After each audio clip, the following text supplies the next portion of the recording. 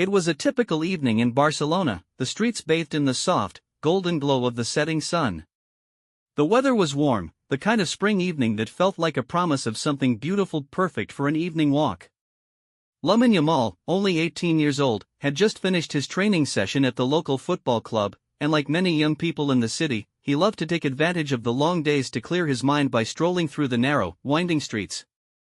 Walking through the quiet neighborhood of El Raval, he could hear the distant hum of conversation from cafes and the faint music coming from nearby shops. The cobblestone roads echoed his footsteps as he walked slowly, enjoying the fresh air. His mind wandered from one thought to the next: training, his family, and how he longed for the next match. Life had been good to him lately, but as much as his career as a rising football star was progressing, he always tried to remain grounded. He had a younger brother, a small boy who was his world, and their parents, who had sacrificed so much for their dreams. Lamin understood all too well the weight of responsibility. As he walked along the street, something unusual caught his attention. It wasn't the sounds of the bustling city around him but the sudden silence, followed by the chilling scream of a woman. It was a cry of desperation, a sound that made the hairs on the back of his neck stand up. Without thinking, he turned in the direction of the sound, his heart pounding. His eyes scanned the street, but it was empty, save for the distant figure of an elderly man sitting on a bench, seemingly unaware of the distressing noise. "Is someone there?" he called out, but the only response was the faint echoes of his voice. He didn't hesitate. Despite the uncertainty, Lamin quickened his pace, following the sound of the woman's voice. As he reached a small alley between two buildings, he saw her. The woman, in her mid-30s, was dressed in a dark jacket and jeans, her face pale with fear. Her eyes were wide, frantically searching the alley as if looking for something or someone. When she noticed Lamin, she let out a sigh of relief and ran toward him, her breath ragged. "Please, please, help me." Her voice was trembling, and her hands shook as they grasped at the sleeve of his jacket. They took my son." Lamin froze for a moment, the gravity of the situation sinking in. He could see the panic in her eyes, and something about her desperation spoke directly to his heart. He knew that feeling all too well. It wasn't just the cry of a mother in distress, it was the pure fear of someone who had lost everything in an instant. "Who took him? Where?" Lamin asked, trying to steady his voice, even though his pulse was racing. The street was eerily silent, and the atmosphere around them felt tense, like something unseen was watching them from the shadows. They grabbed him, out of nowhere. I was walking with him, and then they came. Two men, they must have been watching us, waiting for the right moment. They threatened me, told me not to scream, but I couldn't help it. The woman's voice broke, and she collapsed into tears, her body shaking with sobs. Lamin felt a tight knot form in his chest. His thoughts immediately flashed to his younger brother. What if it had been him? What if someone had taken him while Lamin was away? The thought was unbearable. "I'm going to help you," Lamin said, his voice firm. "Tell me everything you know. Where did they take him? What did they look like?" The woman wiped her tears away, but her fear was still palpable. "I don't know where they went, they just ran down the alley and disappeared into the shadows. I couldn't keep up, I'm not as fast as them. I couldn't save him." Her voice broke again, and she sobbed uncontrollably, clinging to Lamin's arm. Lamin tried to remain calm, even though his heart was racing. He knew he couldn't waste time. The woman's son was still out there, and he had to do something. There were so many questions in his mind. Who were these people? What did they want? And why did they take her son? But answers would come later. Right now, he needed to act. "Stay here," he said quickly, taking out his phone. "I'll call some friends. They can help us. We'll find him." The woman nodded, her face still a mask of terror, and he could see that she didn't trust herself to speak further. Lamin pulled up the contact list on his phone and quickly dialed his closest friends, his teammates from the football club, who had always been like brothers to him. Even though it was an unusual request, he knew they'd understand. They'd help him. They had to. "Hey, it's Lamin," he said when the call connected. "Listen, something's happened. A woman, her son was taken. They disappeared down an alley somewhere near El Raval. I need help. I can't do this alone. His friends responded immediately. Even though they were far from the alley where Lamin was standing, they didn't hesitate to come to his aid. In moments, they were all gathered at the scene, ready to help in whatever way they could. Lamin gave them the details the woman had shared, the two men, the direction they had run, the terror in her eyes. His friends fanned out in different directions, searching the nearby streets and alleyways. Lamin stayed close to the woman, trying to offer her some comfort, though he could see that her fear hadn't subsided. She looked at him, her eyes filled with a silent plea. You don't have to do this, she said softly. I can't ask you to risk your life for mine. He's just a boy. I shouldn't have brought him to this place, he was always so curious about the city, and I thought. Don't blame yourself, Lamin interrupted, his voice kind but firm. You didn't do anything wrong. We're going to find him. I promise. As the minutes passed, the silence was overwhelming. The tension in the air thickened, and the stillness of the evening seemed to stretch out endlessly. Lamin's mind raced, his thoughts moving faster than his feet could carry him. Every possible scenario played out in his head, none of them good. Then, just as he was about to lose hope, he heard the faint sound of his friends calling out from down the alley. They had found something. A small sign, a clue, a trace of where the kidnappers might have gone. Lamin's heart leaped in his chest. We're close. Stay here. I'll be right back, he told the woman, then ran toward his friends, his resolve hardening with every step. He had made a promise, and now he had to keep it.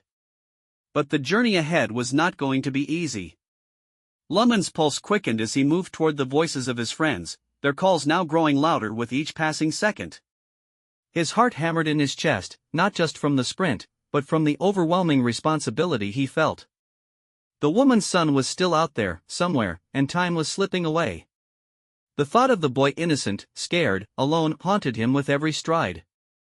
As he turned the corner into the alley where his friends were gathered, he saw them huddled together, speaking in low voices.